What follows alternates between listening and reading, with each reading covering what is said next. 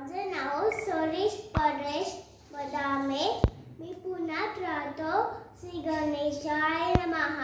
नारदोवाच परमेशीसा देवा गौरीपुत्रं विनायकं भक्त्यावासं स्मरे नित्यम् आयुकाम सिद्धये पथंगं वक्रतुण्डं च एकदन्तं तृतीयकं कृष्ण पिङ्गक्षं गजवक्रं चतुर्थकं लम्बोदरं पंचमं च षष्ठं द्वितमेव च सप्तमं मेघनादेन्द्रं धूम्रवर्णं तथाष्टकं नवमं वारं चन्द्रं च दशमं तु विनायकम् एकादशं गणपति द्वादशं तु गजानन द्वादशेतानि नामानि सन्ते अपठेन्न नचिविं ब्रह्मयं तस्य सर्वसिद्धि परप्रभो